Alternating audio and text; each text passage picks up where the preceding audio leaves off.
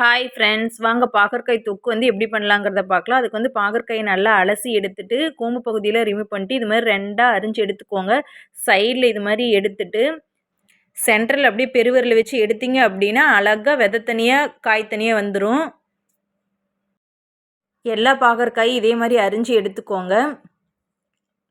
ஒரு கிண்ணியில் அரிஞ்ச பாகற்காய் ஒரு ஸ்பூன் தூளுப்பு போட்டு நல்லா குலுக்கி எடுத்துக்கோங்க. இது மாதிரி செஞ்சீங்க அப்படின்னா பாகற்காய் துளி கூட கசக்கவே கசக்காது. ஒரு 10 நிமிஷம் அப்படியே நல்லா ஊறட்டும்.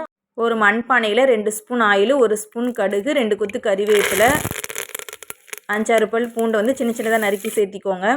20 சின்ன வெங்காயம். வெங்காயம் நல்லா வணங்கினதுக்கப்புறம் 3 தக்காளி, தேவையான அளவு உப்பு போட்டு நல்லா வணக்கிக்கோங்க. பாகற்காய் 10 நிமிஷம் உப்பு போட்டு ஊற வச்சுருக்கோம் பார்த்தீங்களா, அதில் தண்ணி ஊற்றி நல்லா அலசி எடுத்துக்கோங்க. அந்த பாகற்காய் இதில் போட்டுக்கோங்க. ஒரு 10 நிமிஷம் நல்லா பாகற்காய் எண்ணெயிலே வணங்கட்டும். நல்லா வணங்கினதுக்கப்புறம் 1/2 ஸ்பூன் மஞ்சத்தூள், 1 ஸ்பூன் குழம்பு மிளகாத்தூள், 1/2 ஸ்பூன் மல்லித்தூள் போட்டு ஒரு 2 நிமிஷம் வணக்கிக்கோங்க.